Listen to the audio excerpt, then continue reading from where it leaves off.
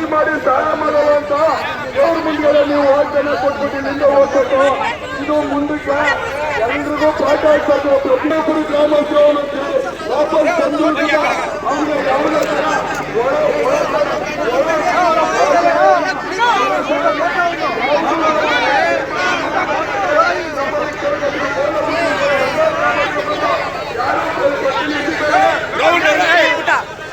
ಕೃತ್ಯ ನಡೆದ ಕ್ಷಣದಿಂದಲೂ ಮಾಹಿತಿ ತೆಗೆದು SP ಅವ್ರನ್ನ, DSP ಅವ್ರನ್ನ, ತಹಸೀಲ್ದಾರ್ನ ನಿಮ್ಮ ಊರಿಗೆ ಕಳಿಸಿ ಕಾನೂನಿನ ಕಟ್ಟೆಯಲ್ಲಿ ಏನೇನು ಬಿಗಿ ಮಾಡಬೇಕು ನಾವು ಎಲ್ಲ ಕೆಲವೊಂದನ್ನ ನಾವು ಇಲ್ಲಿ ಕ್ಯಾಮ್ರಾಗಳಿದೆ ಎಲ್ಲಾದ್ರ ಮುಂದೆ ನಾವು ಹೇಳಕ್ಕಾಗಲ್ಲ.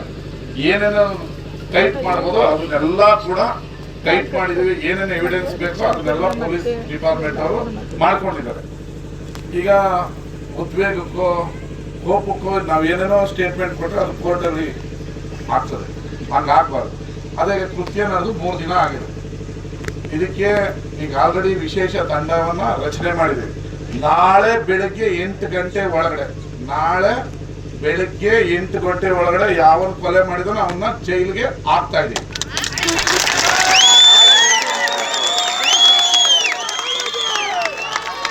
ಒಂದ್ ನಿಮಿಷ, ನಾಳೆ ಬೆಳಗ್ಗೆ ಅವ್ರು ಯಾವ ಬಿಲಲಾರ ಹೊತ್ಕೊಂಡಿರ್ಲಿ, ಯಾವ ದೇಶದಲ್ಲಾರ ಇರ್ಲಿ, ಮಾತಾಡಕ್ ಬಿಡ್ರಮ್ಮ.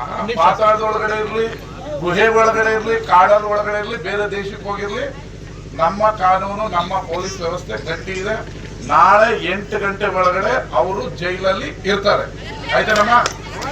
ನಾಳೆ 8 ಗಂಟೆ ಒಳಗಡೆ ಎಲ್ರು ಕಾನೂನು ಪ್ರಕಾರ ಏನ್ ಮಾಡಬಹುದು ಆ ಕಾನೂನು ಪ್ರಕಾರ ನಾಳೆ ಬೆಳಗ್ಗೆ 8 ಗಂಟೆ ಒಳಗಡೆ ಅವರು ಜೈಲಲ್ಲಿ 100 ಅಲ್ಲ 1000% ಇರ್ತಾರೆ.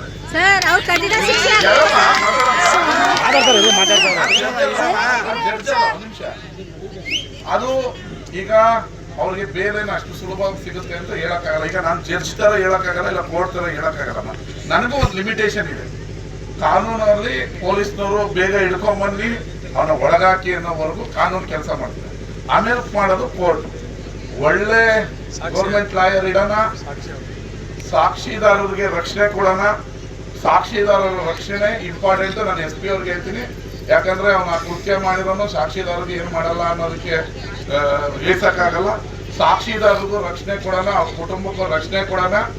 ಅವ್ರಿಗೆ ಕಠಿಣ ಶಿಕ್ಷೆ ಆಗೋವರೆಗೂ ನಿಮ್ಮ ಕುಟುಂಬದ ಜೊತೆ ನಾನು ಇರ್ತೀನಿ.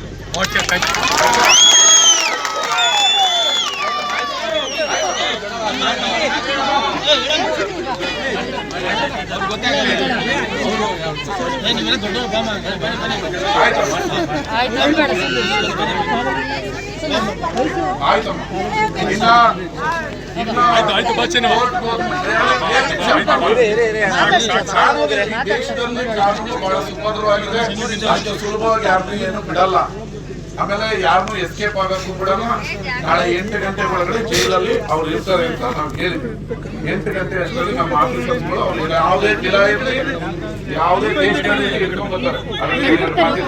ಇನ್ನು ಆಸ್ತಿ ನಿಮ್ಮ ಅವರು ವಾಪಸ್ ಬರ್ಬೇಕಾಗಿರೋದಕ್ಕೆ AC ಅವ್ರನ್ನ, ರಮೇಶ ಮತ್ತೆ ನಿಮ್ಮ ಊರಲ್ಲಿ ಇವರೇ ಒಂದ್ ಸ್ವಲ್ಪ ಬುದ್ಧಿವಂತ ಹೇಳಿದ್ರು, ಯಾರು ಕಳಿಸಿ ಈಗ AC ಹತ್ರ ರಿವ್ಯೂ ಹಾಕ್ಬೇಕಾ, ಏನ್ ಹಾಕ್ಬೇಕು ಹಾಕೋಣ.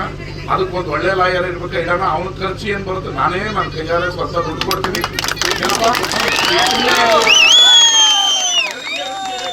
ಚಪ್ಪಾಳೆ ಹೊಡಿತೀವಿ. ಈಗ ಅವ್ರು ನೋವಾಗಿದೆ, ನಾನು ಚಪ್ಪಾಳೆ ಹೊಡ್ಸ್ಕೊಳಕ್ ಬಂದಿಲ್ಲ, ನ್ಯಾಯ ಪಡಿಸ್ಬೇಕು. ಇದೇನ ಆರ್ಕೆಸ್ಟ್ರನೇ ಜೈಕಾರ ಹಾಕ್ಸ್ಕೊಳಕ್ ನಾವು ಅವ್ರ ಆಸ್ತಿ ಅವ್ರ ಹೆಸರು ಬರೋದಕ್ಕೆ ಈಗ AC ಒಂದು ಆರ್ಡರ್ ಮಾಡಿದ್ದಾರೆ. ಕಾನೂನು ಮುಖಾಂತರನೇ ಹಾಕ್ಬೇಕು. ಪೇಪರ್ ಅಲ್ಲಿ ಇರೋದು ನಿಮ್ಮ ಹೆಸರು ಬರ್ಬೇಕಾದ್ರೆ MLA ಹೇಳಿದ ತಕ್ಷಣ ಅವ್ರ ಹೆಸರು ಬರೆಯಿದ್ರೆ ಬರೆಯಕ್ ಆಗಲ್ಲ.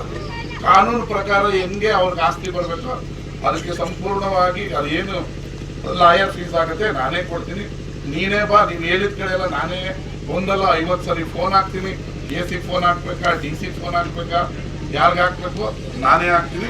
ನಿಮ್ ಕೆಲಸನ ಒಂದ್ 3 ತಿಂಗಳೊಳಗಡೆ ಆ ಕುಟುಂಬಕ್ಕೆ ಏನ್ ಆಸ್ತಿ ಬರ್ಬೇಕು ಅದನ್ನ ಮಾಡೋದಕ್ಕೆ ಕ್ರಮ ವಹಿಸ್ತಾನೆ.